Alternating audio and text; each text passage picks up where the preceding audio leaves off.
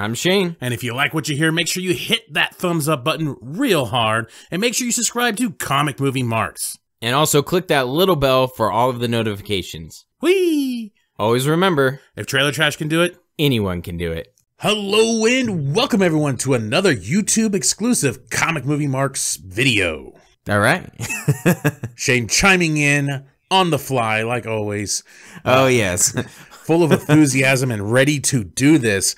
So we're going to talk about a Kevin Feige interview that happened not too long ago. Actually, it was a long time ago. It's kind of For us. It's been put on the back burner there a couple times so far. But there was a couple questions he was asked, and I just wanted to talk about him. It was Entertainment Weekly that did the interview. Some of his answers were quite entertaining to me because it's Entertainment Weekly that's interviewing him. So hey, why not? Ba-ching ching. Exactly. Well, I think we should talk about some of these questions and answers that he got. So, Entertainment Weekly, after Black Panther's runaway success, you have to be feeling good about having so much Wakanda in Infinity War. So, before I give his answer, I'm going to give a little bit of a spoiler warning. He does make a small comment that could be considered a spoiler for Infinity War. It's just talking about where a majority of things might happen at some point. So if you don't want that ruined for you, skip ahead, I don't know, a minute or two. Or right into the spoiler. Right, that would be fantastic. That would be, fuck, you dipshits. we don't timestamp our videos, so good luck, just fast forward. If I did put a timestamp up there, it would probably be to land right on the fucking spoiler, just so people skip to that point just for the spoiler. That'd be fantastic. So, again, it's a minor spoiler, and it's kind of, if you've seen the trailers, it's kind of obvious, actually. So that's why I'm not too big on it. It didn't really ruin anything for me. So, warning. So, Kevin Feige says that that's a grand Marvel Studio / MCU tradition of just being all in, right? And the reason why I wanted to read that real quick, because he uses all in several times throughout this thing. And whether or not he means it or not, but that seriously feels like a jab at Warner Brothers and Justice League with the all in. We're only going to read a couple of his answers here, but in the interview, if you look through it, he says all in a majority of his answers, and just the way he phrases this one is just great. So we're all in, right?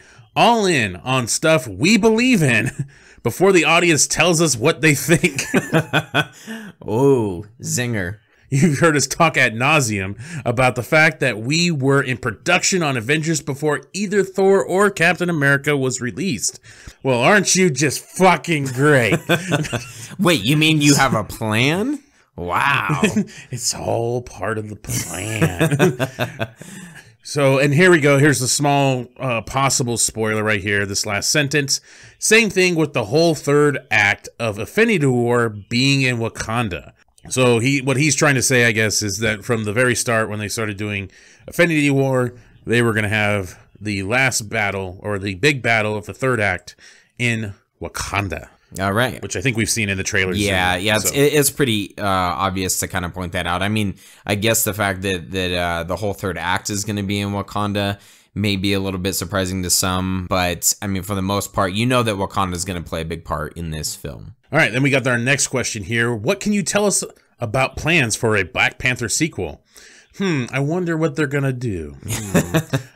Nothing specific to reveal, or Kevin Feige says, nothing specific to reveal other than to say we absolutely will do that.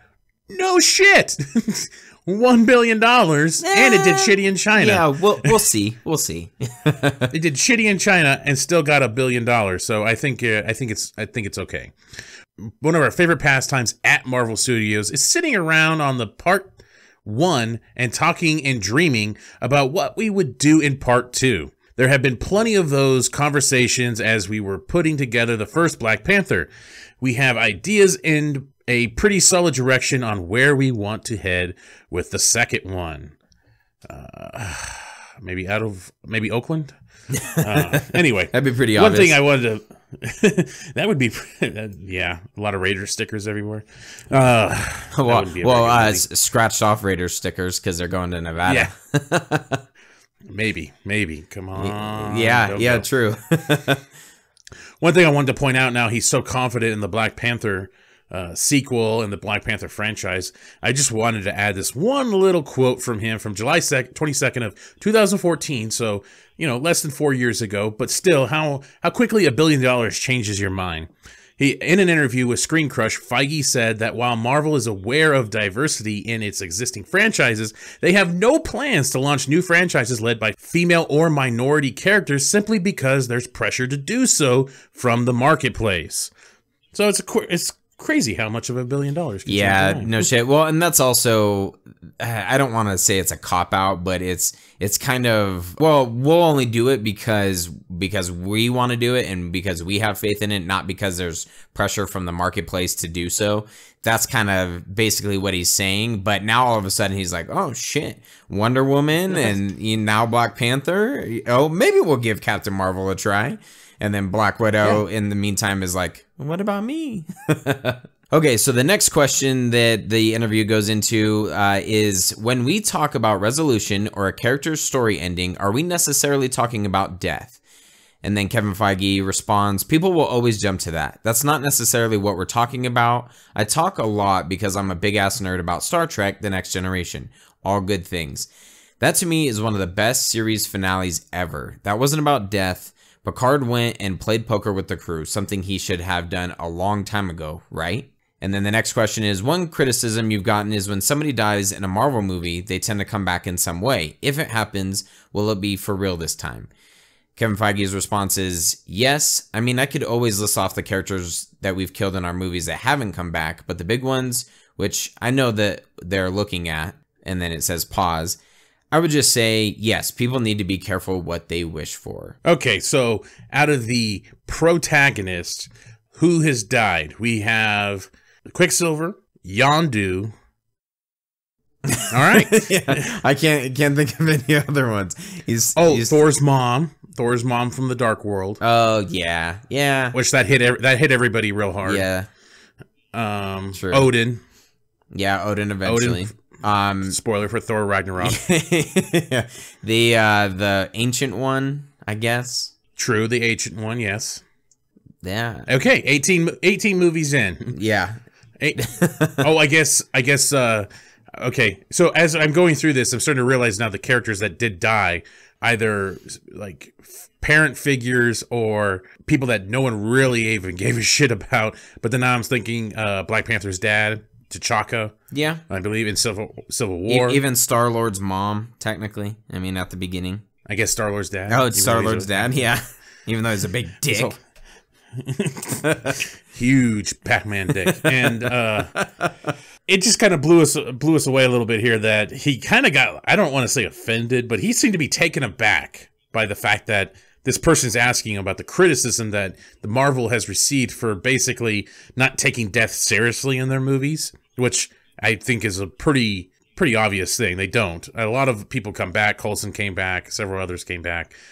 They don't really, Nick Fury came back. They don't take death seriously. No, well, and even the people who haven't come back, most of the time it doesn't have weight to it. And, that's been a big criticism of the Marvel Cinematic Universe is that when something happens, I mean, you can argue Star-Lord's mom for sure. That there's definitely in some cases, there's a little bit of weight to it, but then it's almost passed over. Very similar to Asgard. Obviously it's not a person, but an entire home planet blows up and it's set up for a punchline.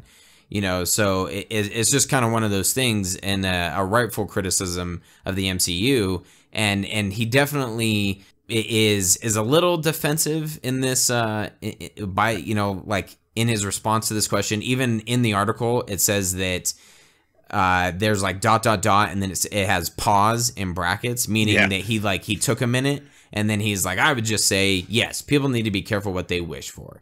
And it's like, okay, so are you like threatening or what's going on here? So oh no, we're gonna kill Vision, right? Yeah, again, everybody loves Vision, right? Which will be, and I think the kind of thing that he's setting himself up for is almost a Dark Knight trilogy ending. Like Star Trek: The Next Generation, like oh yeah, Picard eventually went to just play poker with the crew, something he should have done a long time ago. Like that was kind of the ending, and that's the best series finale ever. So he's kind of like saying that these characters will move on. Hawkeye's already been trying to move on, and they're going to move on to something else. Doesn't necessarily mean they're going to die. You're just not going to see them again. So maybe they pass on the mantles. Who knows at this point? But I think he definitely tiptoed that line perfectly and kind of said, yeah, we could kill people, but people better be careful what they wish for, because if people die, they're not going to come back, and yada yada yada. The death is coming. Yeah, and anyway. Nick has he's been quoted to say that he thinks Captain America is gonna die. So, and he said that on our show. So we'll see if he's right. I'd be shocked. I really would. I'm saying Vision or Wanda. I think that's one's a pretty easy one. Yeah, or maybe Hawkeye. Actually, no, not Hawkeye. Not Hawkeye. I don't think it's gonna be Captain America, Iron Man, Thor. Probably not even Spider-Man. It's not gonna be Black Widow. Hulk. It's not going to be any of them. Those are like the core people. Not Spider-Man is not a core person, but like the core. Well, Homecoming 2 comes out in 2020, so. Oh, okay. Well, fair enough. So there's your answer to that. It could be a different one. The next Iron Man is going to be a woman, or like the comic books. Who knows? So a quick little extra thing I want to add here, because he's talking about like Picard playing poker with the crew and stuff. Okay, well. In the Next Generation, yeah, there was some stakes there, but they weren't fighting for the fucking universe, all right? There wasn't a mad titan with an Affinity gauntlet that has 5 fucking powerful, or 6 actually, 6 powerful fucking stones on his hand, all right? That's where death needs to come in hand, because if everybody just bounces around in those little inflatable body balls or whatever, and they play soccer and they bounce off each other and shit, whatever the hell that thing's called, if that's what this is going to turn into, then it's not realistic. That's what they're talking about. The way these movies have set up is always a big deal. A death should possibly happen in a lot of these storylines that they presented. That's what people's giving criticism for, not the fact that death is the only way you get stakes. That's not what we're saying. We're saying in the way that you're setting this universe up, people better start fucking dying, and it better start meaning something. Right. Because you got some fucking big shit coming down the line here. Well, part 2 needs to feel like part 1 needs to kind of be the setup, and then some shit needs to go down at the end of part 1, and then part 2 you need to go into the movie going like, holy fuck, what's going to happen? Like a cliffhanger type, wow, that was heavy. People died. What the fuck is going to happen? How are they going to get themselves out of this? Like that's how, in my opinion, that's how it needs to be set up. And we'll kind of see. We'll see if they do that. All right. So we got another question here. He's talking about Captain Marvel, the Carol Danvers version. What defines a 90s action film? Like, what would it be? A few of the inspirations. Because, Captain Marvel is being set in the 90s. It's kind of a prequel type series compared to the other MCU movies. So Kevin Feige's answer is, well, not necessarily talking about any particulars of the story, but the action elements. Terminator 2, that's about as iconic as you get. No shit, motherfucker. Yeah, it is. Anyway, looking at kind of those cool street level fights, street level car chases, and fun stuff like that. That being said, much of the movie takes place in outer space, as you might think a Captain Marvel movie would. Like all of our genre inspirations, there are bits and pieces here and there. Kind of a little bit of a confirmation there. Captain Marvel is going to be in space, and it's going to be kind of a fun 90s action movie, which sounds right up my alley. Yeah, yep, exactly. I've said it before on this show. I'll say it again. As much criticism as I give to the MCU, one thing that they do a great job of is capitalizing on certain things, and nostalgia right now, 90s in particular. I mean, Toys R Us, rest in peace. Like they might have that. They might have Blockbuster. Who knows? But I think that is such a genius move to go of like not only have it be set in the past, but we're gonna set it in the 90s. Like that's fantastic. And I'm just looking forward to it just for that alone, just to see what they incorporate, you know, a Terminator 2, like different cameos and stuff like that. I'll be disappointed if they don't have any of that shit. So the next question is, Disney struck a deal to acquire Fox, which brings X-Men and Fantastic Four film rights back home to Marvel Studios. Have you had time to consider what you want to do with these now that they're back in your toy box? Feige responds, no. It's all about getting Infinity War finished and out. Starting Captain Marvel, Ant-Man and the Wasp, Untitled Avengers, the next Spider-Man, and Guardians of the Galaxy Volume 3. These are the ones that are keeping us busy. When and how that deal with Fox finishes and comes together and we're told, hey, now you can start working on it, now you can start thinking about it, is when we'll actually start thinking about it. I will just say the notion of having what, frankly, most other companies with intellectual property have all along, which is access to all of their characters, that would be fun. So kind of what we've been saying, what we said in our breakdown of this deal going on with Fox and Disney and Comcast also throwing their dick in the middle of this is, I mean, you could say Kevin Feige might be playing dumb. Maybe he's making this up on the fly to pretend like he's not going to have any idea for these characters, but I don't know. I feel this is fairly genuine. And like we've been saying, you're not going to see shit from these characters for a long time. I'm pretty sure Guardians of the Galaxy and Spider-Man, the second one here that he talks about, that's 2020 and 2021. And that's what they're going to be focused on. And they haven't even been told anything yet. So I think at best, it'll be at least another 5 years before we truly see these characters incorporated as the characters. They might throw a villain in. They might throw a little Easter egg about a building or Baxter Building or whatever. Something like that. They might be able to pull that off. But to actually genuinely have these characters in their movies or have their own movies, I think is going to be several years down the road. Yeah, definitely their own movies for sure. Depending on the timing of everything, they may be able to shoehorn a character in similar to Spider-Man of like, oh fuck, all right, now let's try to put him in, you know, rework some things. But it all depends on the timing. As you said, I definitely think that this is genuine, smart way to go. You don't know how it's not totally solid, as Matt and I have talked before on previous YouTube video, I believe, that it's not completely solid and set in stone yet. There's you know there's so many things that can go into play, as Matt said with the Comcast, trying to acquire a Sky and all sorts of stuff. So who knows how this could end up playing out, and that's going to have an effect on the timeline. So it's better for Marvel to just proceed accordingly as if they don't have them.